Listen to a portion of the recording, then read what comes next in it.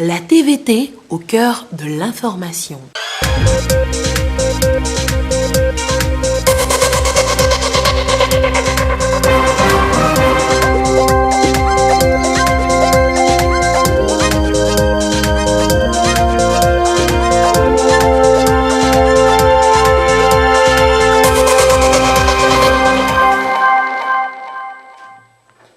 Bonsoir madame, bonsoir monsieur, voici d'abord les titres de ce journal.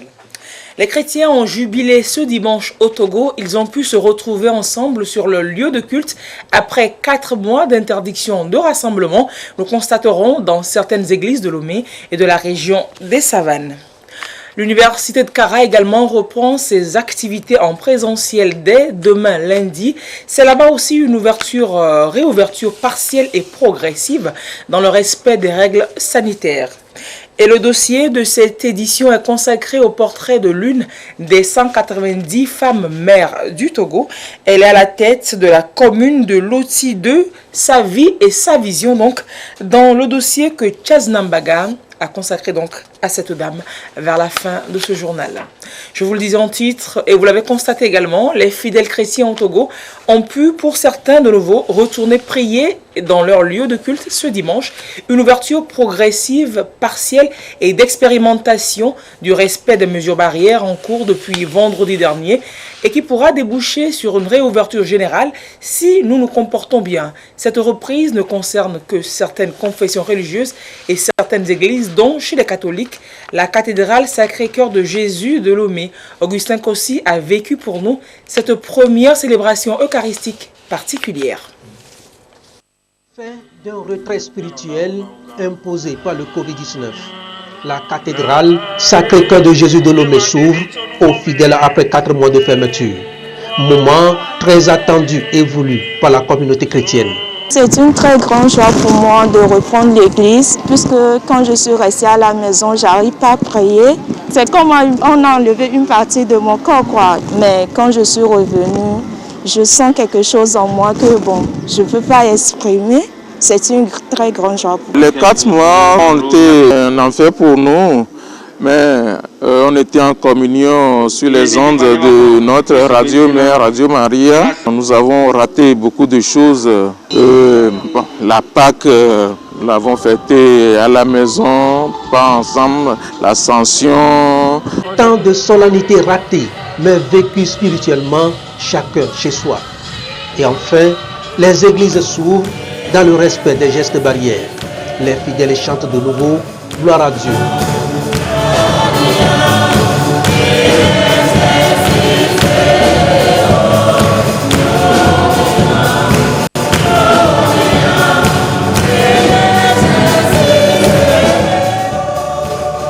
C'est un dimanche ordinaire, même célébration eucharistique, même rituel, mais tout n'est plus comme avant. L'effectif de la chorale est désormais réduit. Les enfants de chœur aux abonnés absents, plus de signes de paix.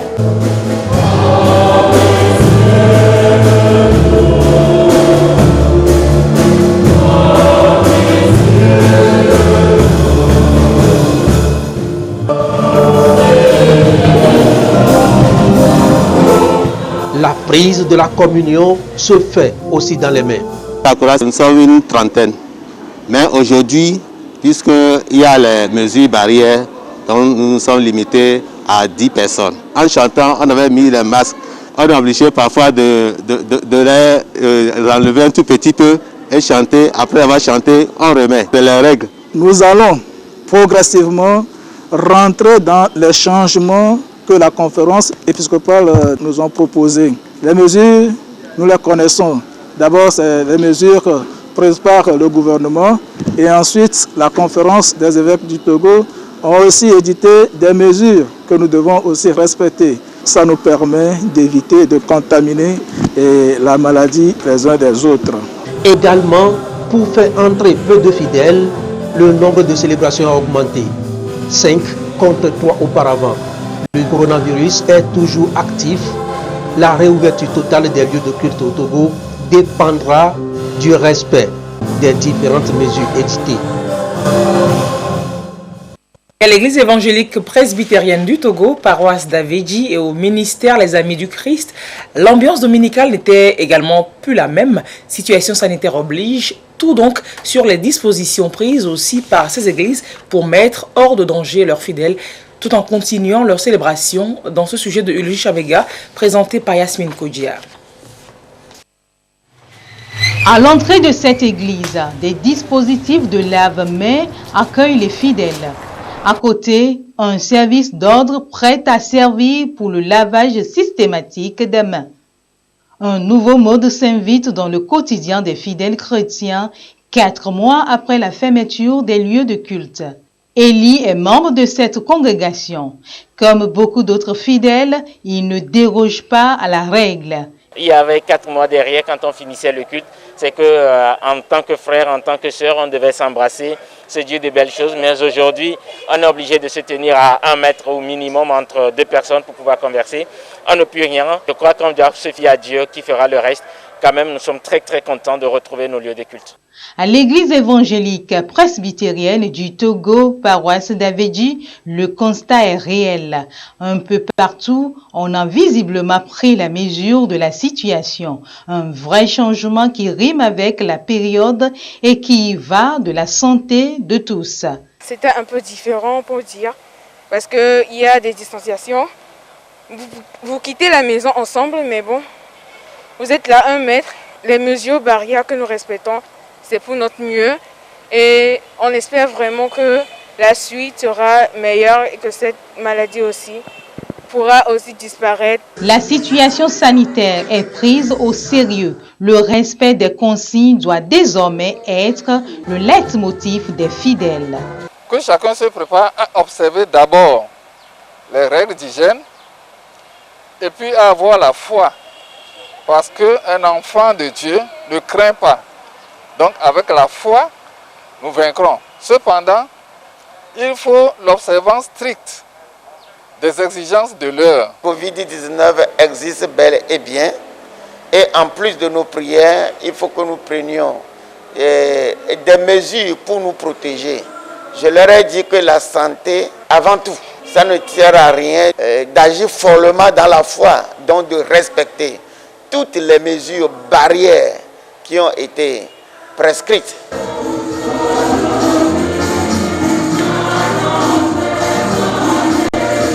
L'ambiance dominicale ne sera plus la même. Chacun devra y mettre du sien pour mettre fin à la pandémie et vite espérer que l'ouverture totale des lieux de prière ne tarde pas. Allons constater également dans la région des Savanes la réouverture des lieux de culte pour les églises catholiques, protestantes et assemblées de Dieu ce dimanche dans le strict respect des gestes barrières, on ne le dira pas assez, pour endiguer donc la propagation de cette pandémie. Le compte rendu des différentes célébrations là-bas dans la région de Savane avec Chaznam Bagar. Jamais l'accès à la maison du Seigneur n'est scruté avec autant d'attention. Et pour cause, la pandémie liée à la propagation du coronavirus. Ici, à la paroisse cathédrale Saint-Charles Luanga de Dapaon, il faut montrer patte blanche. Avant de passer au portail, le porte de masque obligatoire. Et vous voyez au point d'eau, il y a aussi les membres d'accueil et de services de maintien d'ordre qui sont chargés de faire respecter la distanciation au moins 1 mètre pour que les gens puissent venir. Ils les servent du savon et puis ils les font laver de l'eau. Et d'autres sont en même temps encore dans la salle pour faire respecter ces mesures dans l'église. Sur chaque banc, nous avons mis des points 1 mètre 10 à distance. Et on est obligé, chaque fidèle dans la salle est obligé de rester sur le point. Parmi les fidèles, M. Pini Bontugilib, c'est la première fois depuis au moins 120 jours qu'il foule la maison de Dieu. Les mesures de l'État, c'est très bien pour sauver la vie des gens. Effectivement, on sait que c'est une maladie et cette maladie peut prendre tout le monde.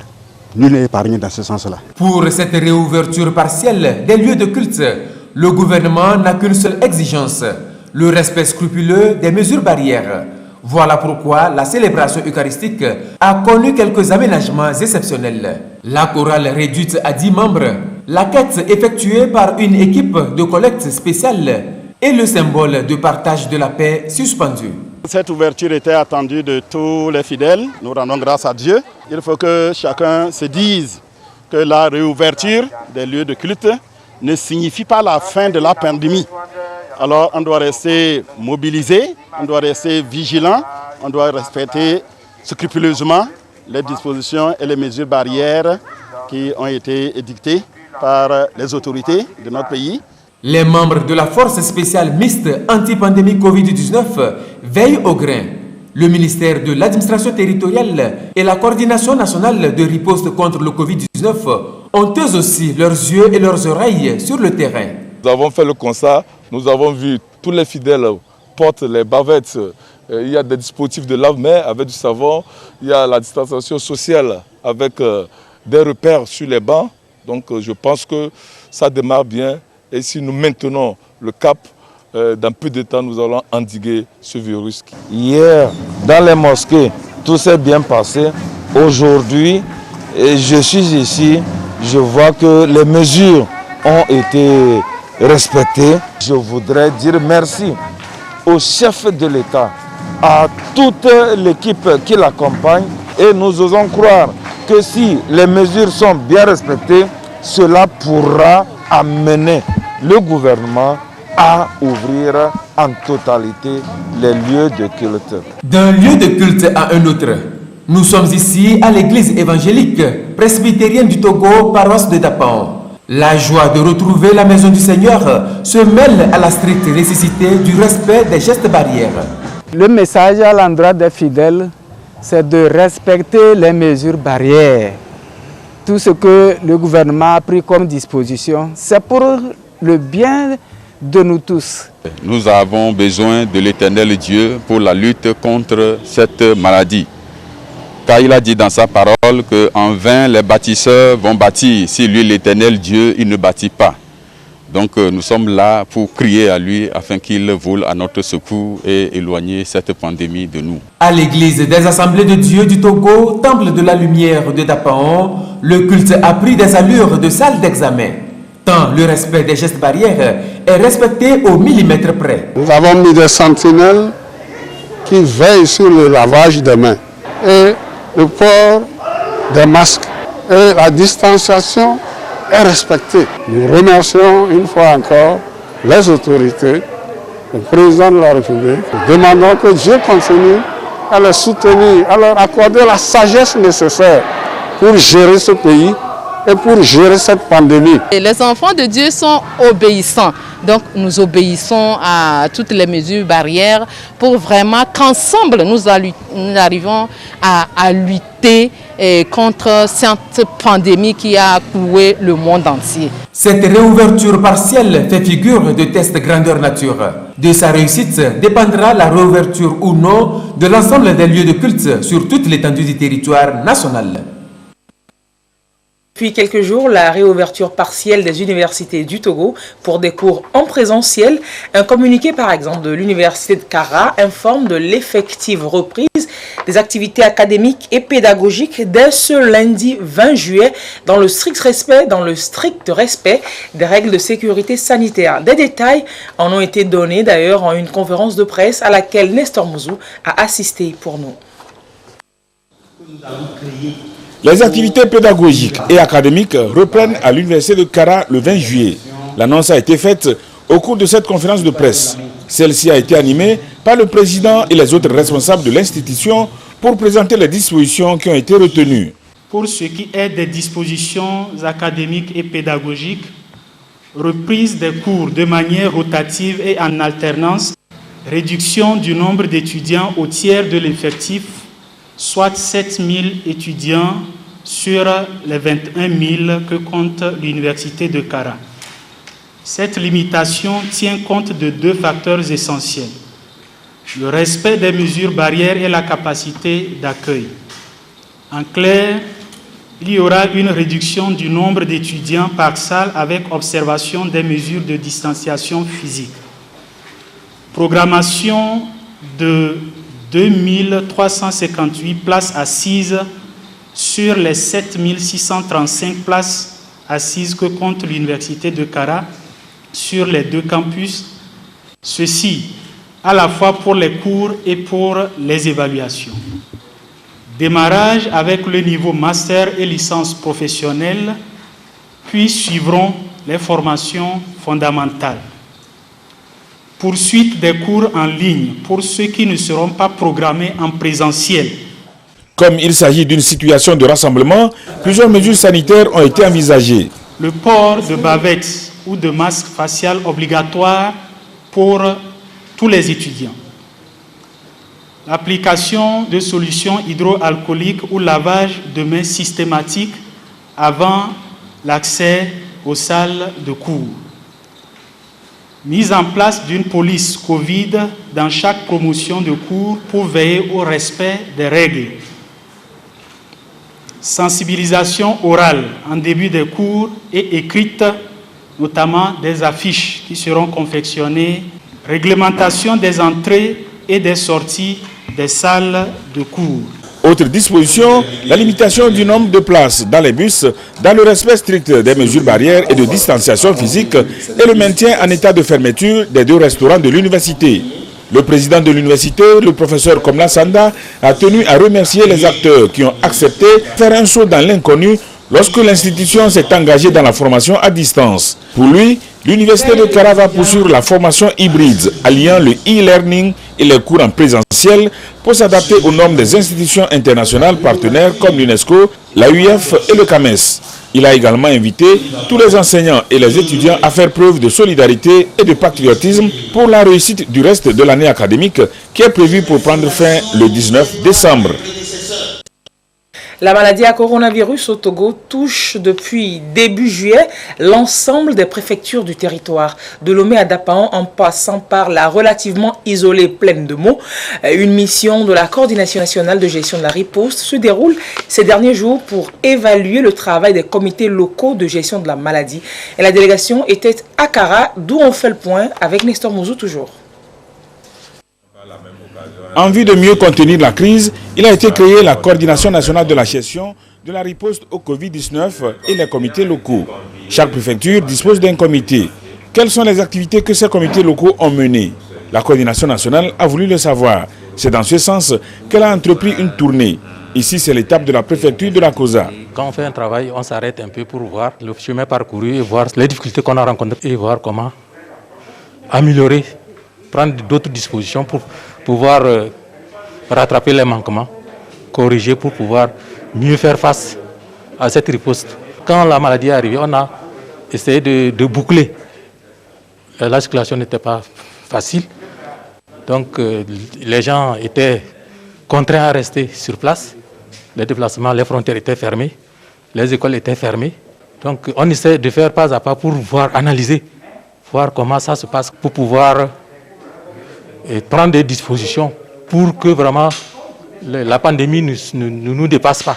Au cours de cette rencontre, le comité local de la gestion de la riposte au Covid-19 de la COSA a déroulé les activités effectuées, activités qui tournent autour de 5 axes. Les activités sont coordonnées par monsieur le préfet de la COSA comme président du comité.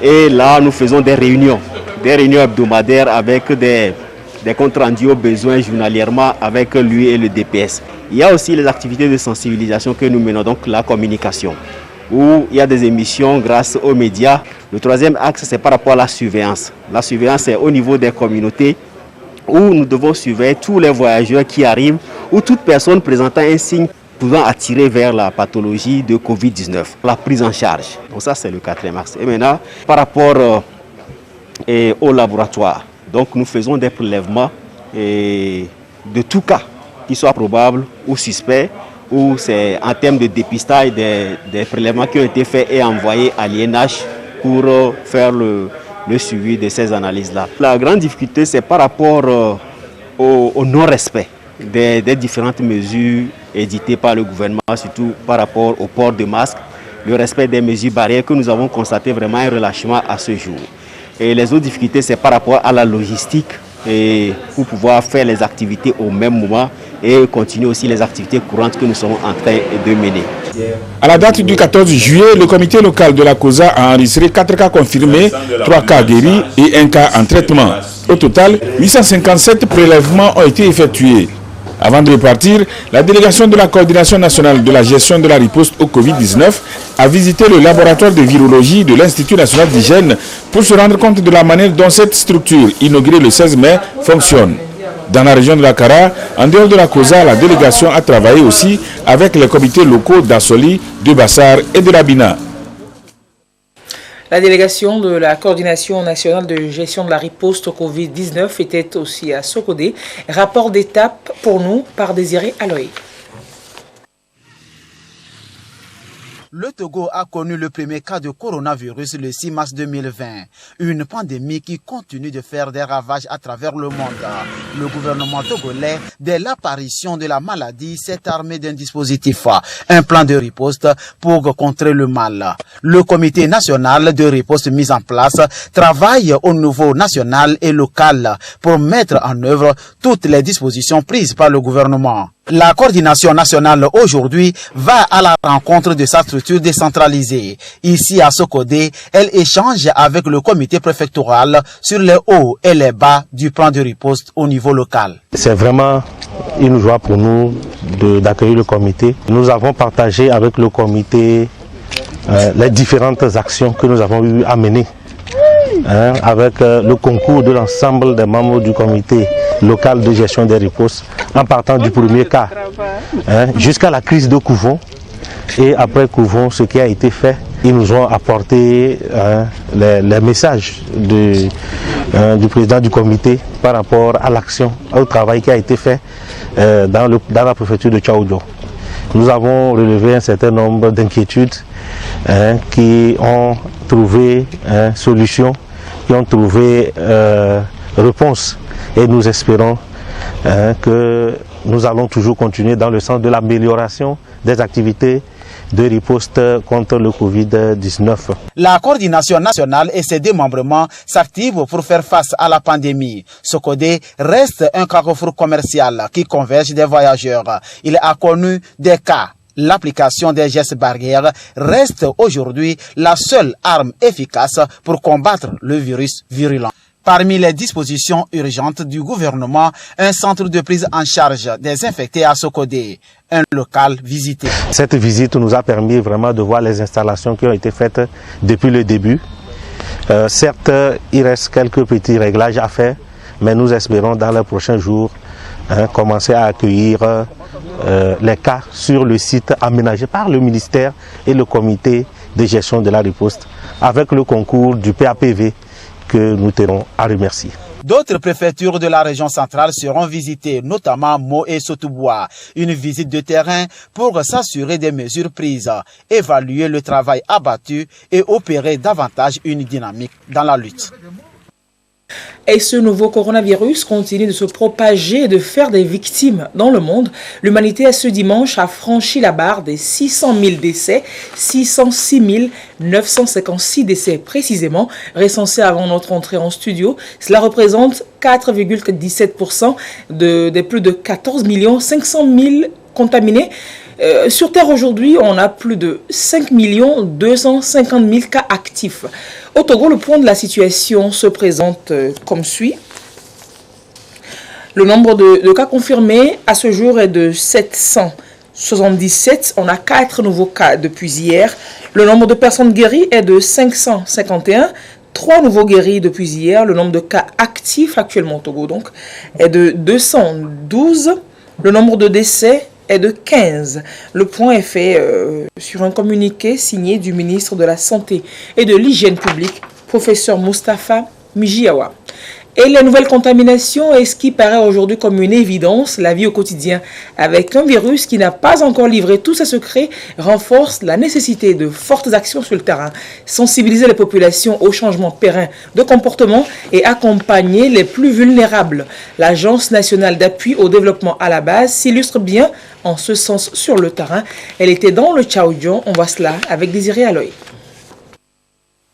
Action de générosité du gouvernement togolais à l'endroit des populations vulnérables.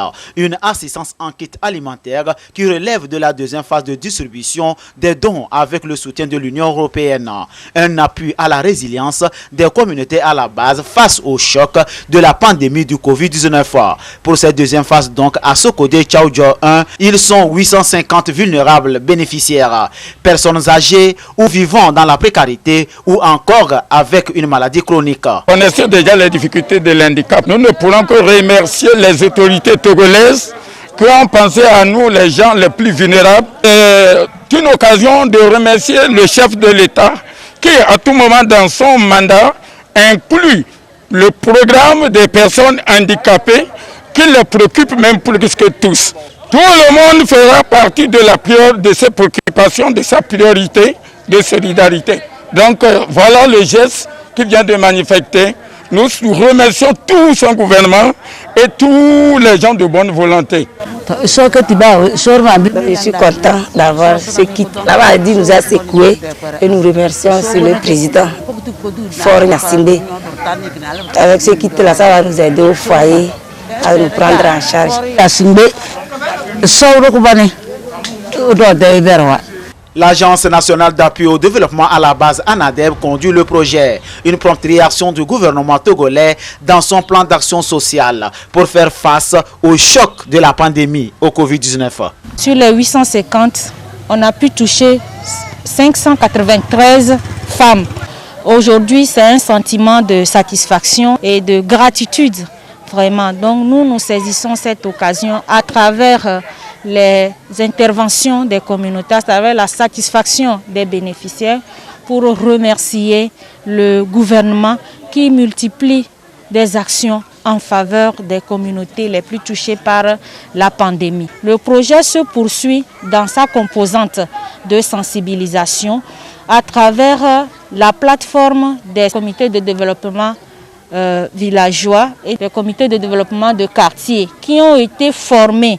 Nous avons également les volontaires d'engagement citoyen qui ont été outillés et qui aujourd'hui ont les connaissances pour pouvoir faire le porte-à-porte, pour pouvoir aller dans les marchés, pour sensibiliser les populations sur les gestes barrières à respecter. Le projet porte donc au volet de sensibilisation sur les gestes barrières dans les localités cibles, Agoignivé, Golf, Tchaoudjo et Tone, pour en somme toucher environ 210 000 personnes. Coût total du projet, 65 millions de francs CFA.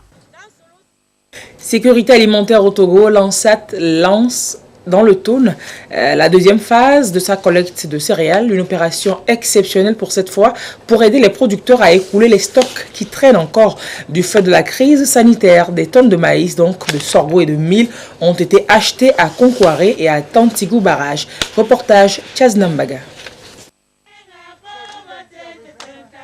L'impact de la pandémie du coronavirus dans le monde agricole se compte en milliers de tonnes de produits vivriers invendus à l'instar de ces stocks de céréales dans les magasins du réseau des femmes Unifesa de Konkwaré dans la préfecture d'Otone.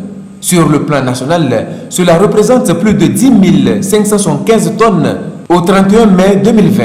Informé, le président de la République a dépêché l'Agence nationale de la sécurité alimentaire du Togo ANSAT pour soulager les paysans à travers cette opération exceptionnelle de mobilisation des céréales. Le réseau des femmes Unifesa cède donc 10 tonnes de mil à 2 millions de francs CFA et 5 tonnes de sorgho à 1 million de francs CFA. Il est temps de mettre l'engrais à nos productions, donc vraiment son arrivée nous a beaucoup soulagés pour mieux produire cette année. Et j'espère que l'année prochaine, on aura plus que la quantité que nous avons vendue. Nous tenons à remercier le gouvernement togolais pour son engagement, surtout au niveau de la masse paysanne et surtout les unions des femmes. L'engagement des plus hautes autorités auprès du monde paysan va au-delà de cette opération d'appoint. C'est une volonté réelle de changement de paradigme pour faire des producteurs agricoles de véritables entrepreneurs. Nous avons constaté que les paysans, et c'est des petits producteurs, donc avec des méthodes culturelles anciennes, ils ne se sont pas encore véritablement engagés dans le nouveau train que le gouvernement a mis en place depuis 2018 avec l'initiative que le chef de l'État a prise de structurer le plan national de développement. Il faudrait que les paysans s'inscrivent davantage dans ce nouveau référentiel en faisant juste un changement de mentalité. Le producteur togolais, ce n'est pas celui-là qui est là pour produire et satisfaire les besoins de consommation. Le paysan togolais, version PND, c'est celui-là qui génère des ressources financières pour lui-même, pour sa communauté et pour la nation togolaise. Donc c'est un acteur du développement économique de notre pays. Pour aller jusqu'à ce stade, il faudrait qu'ils s'affichent comme étant des salariés qui sont en mesure de structurer une activité qui leur rapporte suffisamment de ressources au point de définir la grille de salaire à s'afficher. Si c'est 50 000, qu'on sache que c'est un tel paysan a un revenu mensuel de 50 000 sur la base des revenus nets qu'il dégage de son activité. Je crois que quand on va dans ce sens, les paysans seront véritablement des gens qui construisent un véritable gisement d'emploi sur le plan national. À Tantigou Barrage, toujours dans la préfecture d'Automne, cette deuxième phase inédite de la campagne d'achat de l'ANSAT est un véritable soulagement pour les membres de la coopérative Motoag Ndo au vu des stocks qui peinaient à trouver preneur. Elle livre ici à l'ANSAT 50 tonnes de maïs blanc à 8 millions de francs CFA. Ces 8 millions de francs CFA va nous permettre d'abord d'acheter les intrants agricoles et étendre encore plus les superficies cultivables. Avec les difficultés que nous parcourons actuellement dans le cadre de Covid-19, cet argent va nous permettre aussi de préparer la rentrée scolaire prochaine de nos enfants. Outre les stocks en souffrance, le gouvernement est aussi soucieux du bien-être sanitaire des producteurs agricoles. C'est dans ce sens que le respect scrupuleux des mesures barrières contre la propagation de la pandémie liée au coronavirus est abordé de façon pédagogique au cours des échanges. Il va falloir maintenir le niveau de vigilance avec le respect des mesures barrières que le gouvernement a éditées. Et nous avons été impressionnés de remarquer qu'en zone rurale, en tout cas partout où nous sommes passés, les paysans portent aisément les masques. Et au-delà du port des masques et des bavettes, ils ont mis en place les dispositifs lave-mains qu'ils utilisent fréquemment, en demandant même aussi aux enfants, les élèves, de faire autant. Il faudrait que ces habitudes s'installent dans la durée, parce qu'à date d'aujourd'hui, il n'y a pas encore un produit qui permet aux populations de lutter contre le virus, c'est-à-dire que c'est justement nos comportements qui vont déterminer notre capacité à venir à bout de cette pandémie. Avec l'assouplissement du dispositif de bouclage des villes, d'autres acteurs, opérateurs économiques descendent aussi sur le terrain pour faire du business avec les paysans.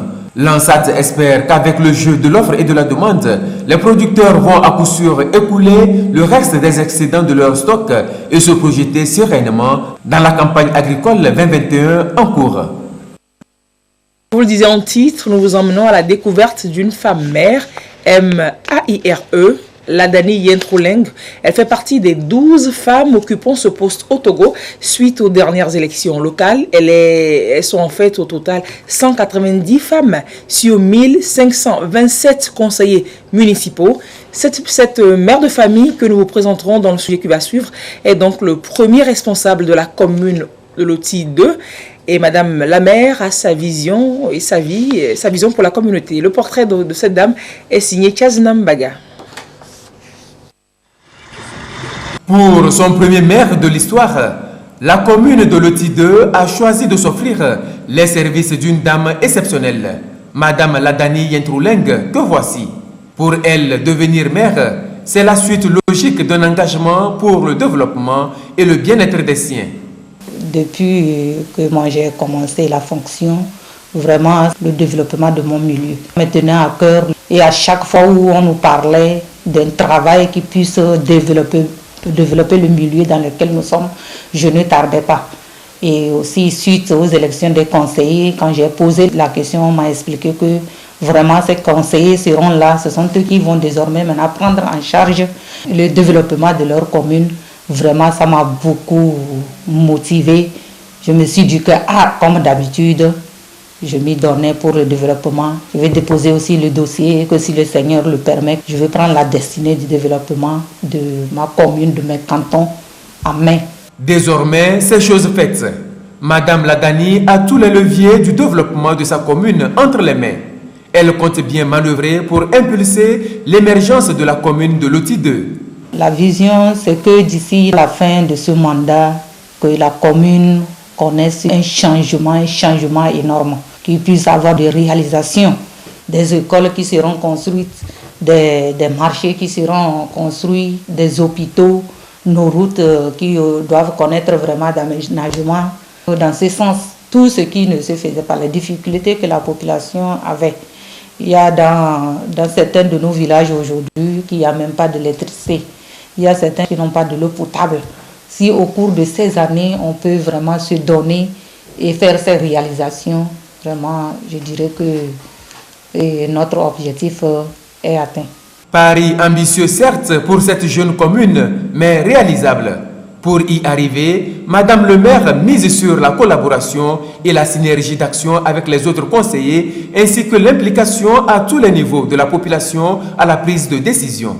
Avec les conseillers, il y a une franche collaboration. Et quand il y a nécessité, tout de suite, quand j'interpelle les conseillers, rapidement, ils viennent vers moi. Et ensemble, je pense qu'il y a du respect à mon niveau, ce qui peut nous permettre à faire développer notre commune. Avec les 16 maires de la région, vraiment, c'est une franche collaboration entre nous. Avant de devenir maire, Madame Ladani était enseignante. Une vocation d'éducatrice encore vivace dans son cœur. Elle veut utiliser sa position actuelle pour un réel changement de comportement dans sa commune en faveur de l'éducation des enfants. Si je n'avais pas été à l'école, je ne pouvais pas avoir cette chance d'être ici en tant que responsable de la commune. Donc, au niveau de l'éducation, si on peut mettre les mesures vraiment nécessaires en place pour que d'ici ces 6 ans, que nos filles dans la commune aillent à l'école au même niveau que les garçons. Je vais me battre, je vais me donner, surtout pour la sensibilisation, pour encourager les jeunes filles, en passant par mon exemple, leur donner vraiment des conseils sur lesquels ils vont marcher pour pouvoir aussi devenir quelqu'un demain. Maire de la commune de Loti 2, Madame Ladani est aussi mère de famille. La quarantaine est veuve depuis 2013. Elle concilie autant qu'elle peut ses nouvelles fonctions avec ses charges domestiques. Souvent, je faisais même la répétition avec mes enfants. Et depuis la prise de fonction jusqu'en ce jour, je n'arrive pas à être du côté de mes enfants tout le temps. Et tous les déplacements pour une mission, je fais 2 jours, 3 jours. Tout ça a causé un peu de stress au niveau des enfants. Mais je pense que comme le début de toute chose est toujours difficile, maintenant tout est en train de rentrer en ordre. Je constate que même si je suis au service, que je reviens tardivement à la maison, je reviens leur retrouver avec leur cahier en train d'apprendre. Vraiment, ça me rend, vraiment, ça m'encourage. Je sais que cette prise de fonction, cette tâche ne peut pas vraiment empiéter sur l'avenir de mes enfants. Plutôt, ils vont emboîter mon exemple et devenir des responsables demain comme moi. Située dans la préfecture de Loti, la commune de Loti 2 compte 5 cantons. Madame Ladani Yendrouleng est l'une des 12 femmes qui ont pu accéder au poste de maire sur les 190 élus conseillers municipaux à l'issue du scrutin du 30 juin 2019. Au Togo, on compte donc 12 dames parmi les 117 maires sur toute l'étendue du territoire national. Donc à Madame la maire de la commune de Loti 2. Et on finit avec cette inauguration du nouveau siège de la coopérative d'épargne et de crédit des employés des sociétés des industries portuaires du Togo. La cérémonie s'est déroulée vendredi dernier, compte rendu Sonia Aminiko. C'est ce bâtisse flambant neuf, situé en plein cœur du port, qui abritera désormais le siège de la coopérative des sociétés des industries portuaires Copec Togo Port. L'infrastructure vient donc désengorger le bureau du personnel de la dite mutuelle afin de leur permettre de mieux exercer leur activité. C'est une joie immense tout simplement parce qu'on était dans une seule pièce, mais aujourd'hui c'est vraiment relax. Il y a déjà plus de 4 pièces qui sont réparties et spécialisées pour chaque domaine d'activité. Et au niveau de la caisse du hall, c'est plus spacieux, donc il n'y aura plus d'encombrement et c'est vraiment relax pour le personnel qui n'aura plus à stresser pour faire ses opérations de crédit. Vraiment, c'est une bénédiction et c'est le lieu de remercier surtout le directeur général du port autonome de Lomé. Ce joyau est le fruit d'un rêve devenu réalité et surtout d'un engagement à réussir le pari du lendemain. Initialement, nos locaux étaient à l'intérieur du port avec des bureaux très exigus qui font qu'on devait recruter du personnel vu le volume d'activité. Et donc, faute de place, on n'a pas pu le faire. Mais aujourd'hui, au vu de nos perspectives d'avenir, de nos capacités financières d'alors, on a décidé d'aller vers des locaux pouvant accueillir notre activité. Donc c'est un bâtiment, disons, un outil de travail pour nous. D'abord pour l'image de notre coopérative et ensuite pour nos perspectives d'évolution. Nous essayons de nous aider mutuellement en octroyant du crédit et en plus, les intérêts que nous avons sur les crédits sont plus ou moins partagés. Conscient du rôle social que joue la coopérative ouvrière pour ses membres et mesurant sa portée sociale et économique, le premier responsable du port autonome de Lomé a invité les bénéficiaires à profiter de ces immenses opportunités. Grâce à votre engagement à tous, à votre participation active et au soutien multiforme dont vous avez pu bénéficier, il vous a été possible de réunir les fonds nécessaires pour lancer les travaux. Conscient du rôle social que joue la coopérative ouvrière pour ses membres à travers le financement de leurs projets personnels, j'espère que vous serez nombreux à en profiter. Et je vous invite dès maintenant, personnel du PAR, de Togo Terminal, de Lomé Conteneur Terminal, de Lomé Multipurpose Terminal, des terminaux conventionnels de Lomé, de Navi Togo, de Boluda et bien d'autres acteurs de la communauté portuaire de Lomé à adhérer à la coopérative et à profiter de ces immenses opportunités désormais à portée de main. Le nouveau bâtiment met ainsi en lumière la Copec Togo Port et confirme sa place en tant que première coopérative d'entreprise du pays avec près de 1950 adhérents et avec un actif de près de 2 milliards de francs CFA. Et juste nous rappeler que le Covid-19 au Togo a enregistré 4 nouveaux cas depuis hier. Le nombre de cas confirmés au Togo est de 778. Le nombre de cas actifs est de 212. Vigilance et discipline sont demandées de tous pour briser la chaîne de contamination de la maladie à coronavirus. Bonsoir chez vous et à très bientôt sur la télévision togolaise.